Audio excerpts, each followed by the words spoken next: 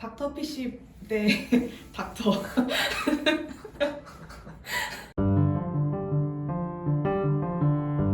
무좀 치료 엄청 많이 해보셨잖아요. 당연하지. 내가 무좀 박사다. 발 몇 개 치료해보셨어요?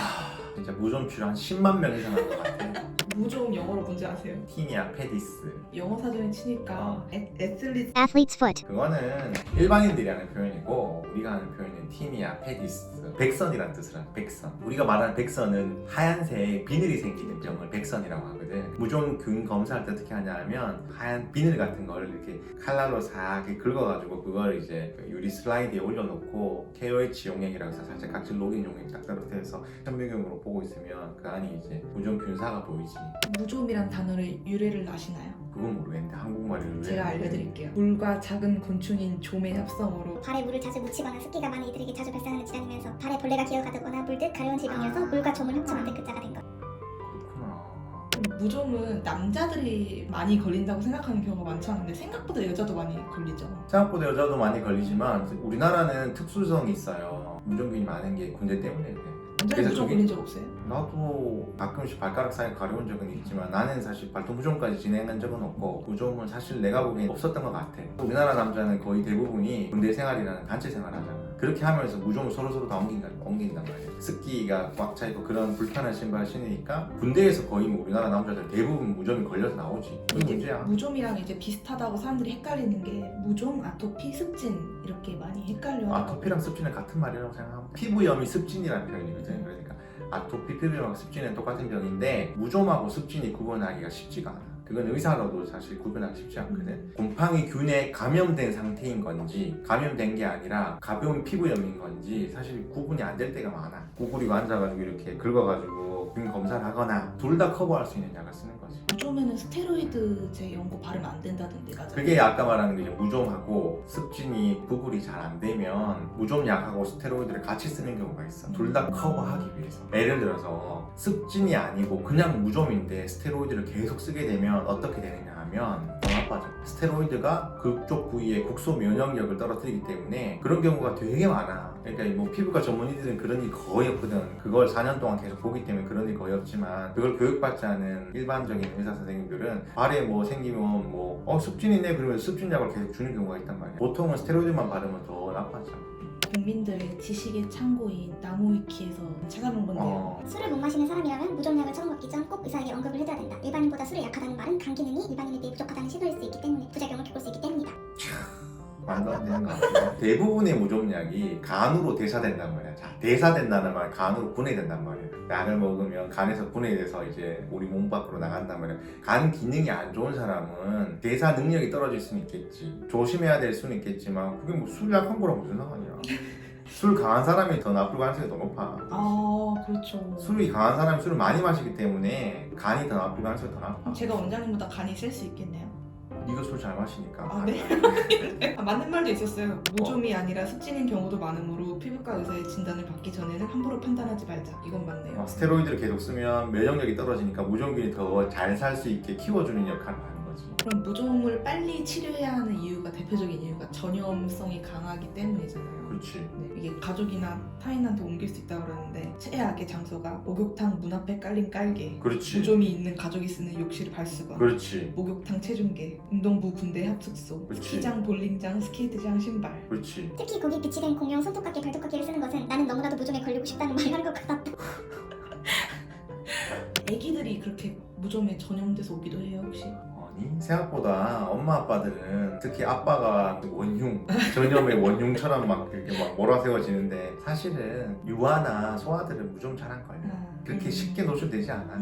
그런 개들이 걸리는 무좀균은 조금 종류가 다르지. 가족 중에 한 명이라도 걸리면 빨리 치료하는 게 당연하지. 왜냐하면 특히 발무좀 같은 데 보면 막 비늘이 막 이렇게 나오는 사람이 있단 말이야. 그 사람은 사실 남들한테 굉장히 전염시키기 좋은 상황이지.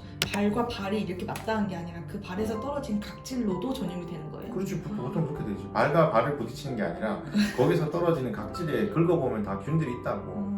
투사무좀? 투사백선이라고 하는 건데 그게 내가 트레이닝 받았던 우리 모교 교수님이 아마 투사백선이라는 걸 처음으로 이름 붙이셨을 거야. 초창기에 그걸 말씀하셨던 분인데 레슬링 선수들 귀가 막 뭉그러져 있잖아. 그걸 다 긁어보니까 그 안에 이제 특이한 무좀균주가 있었다 그거지. 걔들은 이제 운동하면서 서로 귀를 계속 부딪히니까 서로 소름돋는 거야.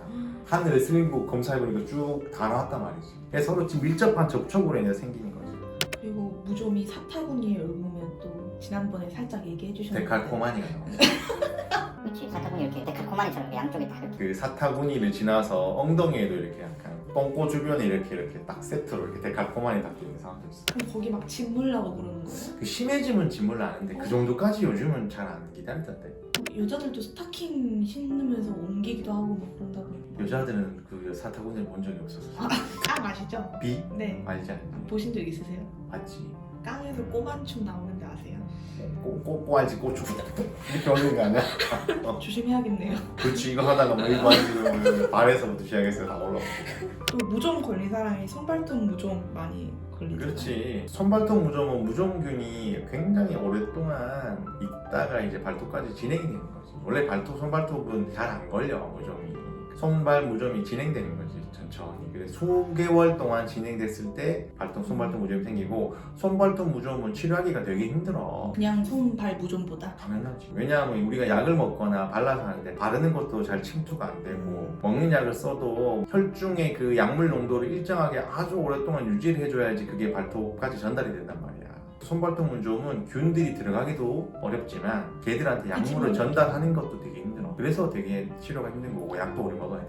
발가락 사이가 멀면 잘 안 걸린다던데. 덜 드무르니까 가능은 하겠지. 네 번째랑 새끼발가락 사이가 가장 많이 걸린다고 하더라고요. 여기 가까워서. 약해서 그래. 가깝다기보다는 여기가 딱 붙어 있어서 그렇지. 약간. 연약하기도 하고. 그리고 보통은 무좀이 외곽 쪽에서 이렇게 들어오거든. 이렇게 양쪽 테두리에서. 알이 이렇게 있으면 이렇게 양쪽 테두리에서 들어오는 거예요. 그래서 엄지랑 그다음에 여기 새끼 쪽이 제일 많이. 중간보다는 양쪽 테두리에서 타고 들어오기 때문에 엄지랑 새끼 발톱 쪽이 먼저 감염되는 경우가 많지. 그럼 발가락 양말이 무좀에 도움이 되나요? 약간 도움되겠지. 접촉이 줄어드니까 당연히 도움될 수 있지. 그러면 무좀을 예방하거나 케어하기 위한 방법을 어떻게 하면 좋을까요? 무좀 환자를 멀리해야지.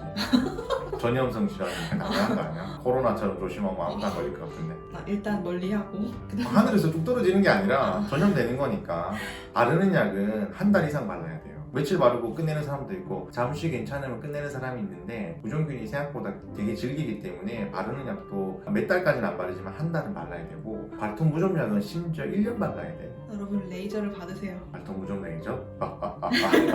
좋은 치료죠. 아니 교육적인 내용 있잖아요. 매일 깨끗하게 씻고 말리고 꽉 끼는 양말 신발 피하고 통풍이 잘 되는 양말 신발 신고 그런 얘기 뭐 이미 다 알고 있는 얘기인데 내가 해서 뭐하나. 민간요법으로 막 식초랑 마늘 노 절대 안 돼요. 구강청정제에 발 담그기 노 절대 안 빙초산. 돼요. 절대 안 돼요. 옛날 우리 아버지가 그렇게 했단 말이에요. 나한테 기억나요. 내가 어릴 때 10대 20대 때 우리 아버지가 뭐 이상한 뭐 냄새 나는 뭐 이런 뭐 목초액 같은 게 있다. 목초액. 그게 산성이란 말이야. 그래서 각질을 살짝 녹여낸단 말이야. 그러면 각질이 녹여내면 그게 될 거라고 생각하지만 그렇게 쉽게 없어지지 않아. 왜냐하면 네일 베드라고 해서 발톱 밑에 그 베드 쪽에 무좀균이 있어버리면 나올 때 또 나온다고. 발톱을 뽑는 게 해결되는 게 아니야. 각질을 제거한다고 해결되는 게 아니야. 그 안에 또 남아있어. 그러니까 그렇게 해서 빙초산 이런 거에서 각질을 녹여낸다는 게 의미가 별로 없어요. 그렇게 나는 경우는 거의 없어. 닥터피쉬는 혹시 도움이 안 되나요? 닥터피쉬도 어차피 벗겨내는 거잖아. 허물처럼 벗겨내는 거잖아. 일종의 박피라니까 박피. 닥터피쉬 네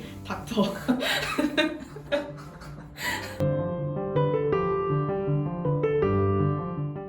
수많은 발을 치료해보셨던 원장님으로서 마지막으로 하고 싶으신 말씀 없으신가요? 발톱 무좀이나 발 무좀으로 진료실 오셔서 발을 보여주시는 건 좋은데 책상 위에 좀 올리지 말았으면 좋겠어요. 발판인데 발판에 안 올리고 이렇게 의도해서 그렇다고 생각하진 않고 잘 보여주시려고 그런 건 아는데 가끔 시겁하는 경우가 있고 그게 다른 사람 손 올리는 곳인데 갑자기 발이 올라오면 굉장히 당황스럽고 진료 보러 가실 때도 양말을 미리 벗고 진료를 보러 오시면 좋습니다. 왜요? 어? 냄새 나세요? 아니. 잘못 보고 있는데 갑자기 이렇게 잡아당기면 양말이 푹 빠지면서 쑥 나가와 이렇게. 상상도 그렇게 하면 못했는데 의사 입장에서 희생과 봉사의 직원으로 하시면 그건 좀 너무한 것 같습니다. 감사합니다.